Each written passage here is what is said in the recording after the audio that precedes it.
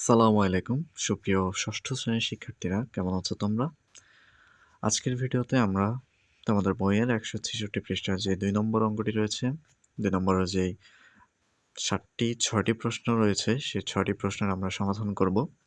তো পূর্ববর্তী ভিডিওতে হচ্ছে আমরা ১ নম্বর সমাধান করেছি। যারা ওই ভিডিওটি দেখতে চাও অবশ্যই আমাদের চ্যানেলে ঘুরে আসতে পারো। তো আজকের ভিডিওতে আমরা হচ্ছে এই প্রশ্নগুলো হচ্ছে সমাধান করব। তো আমাদের চ্যানেলে যারা এখনও নতুন তারা অবশ্যই আমাদের চ্যানেলটি সাবস্ক্রাইব করে রাখতে পারো। ওকে, তো ১ নম্বর অঙ্কটি আমরা যদি দেখি, এক্সের ৫ গুণের সাথে ওয়াই এর ৪ গুণ যোগ। তো এক্সের ৫ গুণ মানে এক্সকে যদি আমরা ৫ দিয়ে গুণ করি, দেখো এক্সকে ৫ দিয়ে গুণ অর্থাৎ এক্স ইন্টু 5। এক্স ইন্টু 5 মানে কত? আগে চলকগুলো লিখতে হবে আমাদেরকে, দেন হচ্ছে আমাদের সহগটা লিখতে হবে, তার মানে হচ্ছে 5x। ওকে, তো এক্স এর 5 গুণের সাথে ওয়াই এর 4 গুণ আমাদেরকে যোগ করতে হবে। ওয়াই এর 4 গুণ তার মানে ওয়াই ইন্টু 4, দ্যাট মিনস হচ্ছে 4y।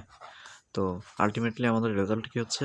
এক্স এর 5 গুণ এর সাথে ওয়াই এর 4 গুণ আমরা কি করব? যোগ করব।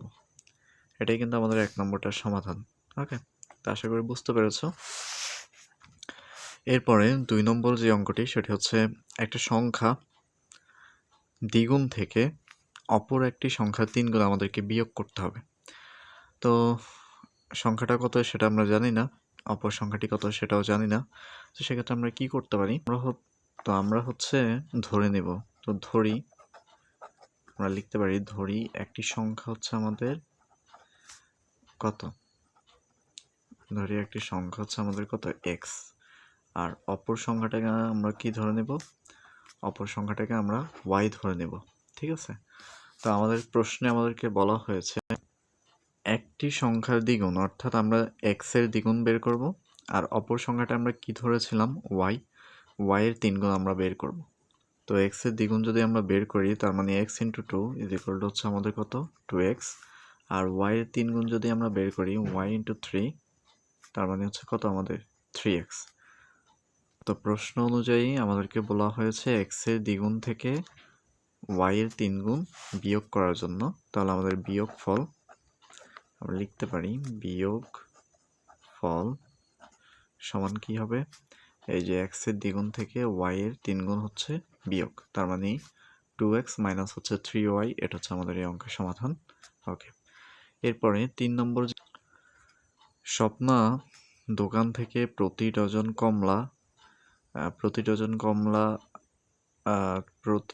কমলা টাকা, এরপর হচ্ছে এখানে বলা ছিল আর কি x টাকা। তো এক্সটা উঠে না, এখানে আমরা এখানে x লিখব। প্রতি ডজন কমলা হচ্ছে x টাকা দিয়ে কিনলো, আর প্রতি হালি কলা হচ্ছে y টাকা ধরে কিনলো। তো 1 হালি কমলার দাম আমাদেরকে বের করতে হবে, এবং 1 ডজন কলা সে হচ্ছে ক্রয় করে। 1 হালি কমলা কিনে, আর হচ্ছে আমাদের 1 ডজন সে কি করে? কমলা ক্রয় করে। ওকে, তো স্বপ্নার কত টাকা খরচ হয় আর কি, এটা আমাদেরকে বের করতে হবে। তো আমরা যদি খেয়াল করি, আমরা প্রথমে কমলাটা হিসাব করব। তো কমলা যেহেতু সে হচ্ছে প্রতি ডজন মানে 1 ডজন কিন্তু 12টি কমলা হচ্ছে x টাকা, সেখান থেকে সে কমলা ক্রয় করছে অর্থাৎ কয়টা? 1 হালি, মানে সে হচ্ছে 4টি কমলা ক্রয় করে। তাহলে 12টি কমলার দাম হচ্ছে আমাদের কত? x টাকা। আমাদেরকে 1 হালি কমলার দাম বের করতে হবে। তো 12টি কমলা সমান কত হালি? 12টি সমান কত হালি? 4টি যেহেতু 1 হালি, তাহলে আমার 12টি হচ্ছে কত? 12 ডিভিশন হচ্ছে 4, তার মানে 4টা হচ্ছে আমাদের কত? 3 হালি। ওকে, তাহলে আমাদের 12টি কমলার দাম হচ্ছে কত? 12টি কমলার দাম, 3 হালি কমলার দাম আমরা লিখতে পারি এখানে। 3 হালি কমলার দাম হচ্ছে আমাদের কত? x টাকা। তো আমাদেরকে 1 হালি কমলার দাম বের করতে হবে। 1 হালি কমলার দাম কত? 1 হালি কমলার দাম হচ্ছে x/3 টাকা। ওকে, তো আমরা কি করলাম? শুরুতে আমরা 1 হালি কমলার দামটা আমরা কি করলাম? বের করে নিলাম। এরপরে সে হচ্ছে প্রতি হালি মানে 1 হালি ওয়াই টাকা ধরে সে 1 ডজন, তো 1 ডজন কয় হালি হয়? 1 ডজন হচ্ছে 3 হালি। তো আমাদেরকে প্রতি হালি 1 হালি কলার দাম দেওয়া আছে, আমরা 3 হালি কলার দাম বের করব। তো দেখো 1 হালি কলার দাম কত টাকা করে কিনছে? ওয়াই টাকা করে।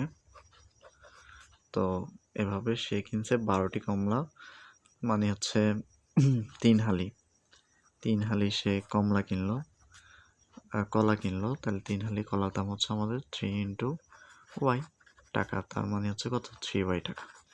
তাহলে আমরা হচ্ছে কমলা বের করলাম, কলার দামটাও বের করে নিলাম। এখন বলা হয়েছে যে স্বপ্নার কত টাকা খরচ হয়েছে। তো স্বপ্নার কত টাকা খরচ হয়েছে এটা বের করার জন্য আমরা এই দুটাকে যোগ করতে পারি। তাহলে স্বপ্নার খরচ হলো এই যে আমাদের x/3 আর হচ্ছে আমাদের 3y, এই দুটাকে আমরা যোগ করতে পারি। যোগ করলে হচ্ছে আমরা স্বপ্নার কত টাকা খরচ হয়েছে সেটা বের হবে। আশা করি তোমরা বুঝতে পেরেছ। যদি কারো বুঝতে অসুবিধা হয় তোমরা প্লিজ ভিডিওটি আরেকবার দেখে নিও। এরপরে 3 নম্বর সমাধান করা শেষ। এখন 4 নম্বরটা একদম ইজি। এ কে বি দ্বারা গুণ করতে হবে। গুণ করার পরে প্রাপ্ত যে গুণফল সেটাকে আমরা সি এর 7 গুণ দ্বারা ভাগ করব। তাহলে তোমরা দেখো এ কে যদি আমরা বি দ্বারা গুণ করি তার মানে আমরা কি লিখতে পারি? এ ইন্টু বি, অথবা লিখতে পারি আমরা এ বি অথবা এ ডট বি, তাহলে আমরা এই বি লিখব। A B, A K B দ্বারা গুণ করলাম। গুণ করে হচ্ছে বলছে যে সি এর 7 গুণ, অর্থাৎ সি কে 7 দ্বারা গুণ করলে যত হয় তত দিয়ে আমাদেরকে ভাগ করতে হবে। তারপরে সি কে যদি 7 দিয়ে আমরা গুণ করি তাহলে আমরা কত পাবো? 7c, অর্থাৎ এটাকে 7c দিয়ে ভাগ, অর্থাৎ a/7c। এটা হচ্ছে আমাদের অঙ্কের আনসার। এরপরে 6 নম্বর, রবিন তার বোনের জন্য 5টি আর বন্ধুদের প্রত্যেকের জন্য 3টি করে চকলেট ক্রয় করে। সে মোট কতগুলো চকলেট ক্রয় করে? তো বোনের জন্য 5টি চকলেট ক্রয় করছে, এটা ঠিক আছে, এবং বন্ধুদের প্রত্যেকের জন্য মানে বন্ধুর সংখ্যা অনুযায়ী সে প্রত্যেকের জন্য হচ্ছে 3টা করে চকলেট ক্রয় করে। তো আমরা বন্ধুর সংখ্যা তো জানি না, তো আমরা কি করব? বন্ধুর সংখ্যাটাকে ধরে নেব। আমরা লিখতে পারি যে ধরি বন্ধুর যে সংখ্যা সেটা কত হবে?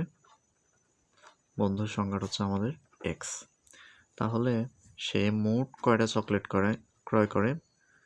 সে মোট চকলেট ক্রয় করে,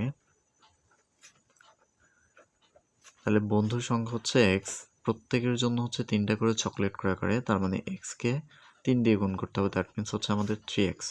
তাহলে এটা হচ্ছে এই যে বন্ধুর সংখ্যা হচ্ছে আমাদের x, প্রত্যেকের জন্য 3টা করে নেয়, তার মানে প্রত্যেকেই 3টা করে পায়। একজন যদি হয় তাহলে 3টা, 2 গুণ হলে 3 দুগুণে 6টা, তো x কে গুণ করতে হবে। আর হচ্ছে সে কি করে? তার বোনের জন্য 5টা চকলেট ক্রয় করে, তার মানে আমাদের আনসার কি? 3x প্লাস হচ্ছে 5। এরপরে আরেকটি অঙ্ক আমাদের রয়েছে, সেটি হচ্ছে প্রতি প্যাকেটে x সংখ্যক বাবল গাম থাকলে, যদি প্রত্যেক প্যাকেটে x সংখ্যক বাবল গাম থাকে তো কি করতে হবে? নিচে মোট কয়টি বাবল গাম আছে দেখো, একদম ইজি। প্রতি প্যাকেটে মানে একটা প্যাকেটে যদি x সংখ্যক থাকে, তো দেখো আমাদের এখানে যে চিত্র সেটাতে কিন্তু কয়টা প্যাকেট আছে? আমাদের 1টা 2টা। তাহলে আমাদের 2টা প্যাকেটে কয়টা থাকবে? এক প্যাকেটে যদি ধরো এক প্যাকেটে যদি থাকে এক্সটা, 2 প্যাকেটে কত থাকবে? x ইন্টু 2, তার মানে হচ্ছে কত আমাদের? 2x, ঠিক আছে।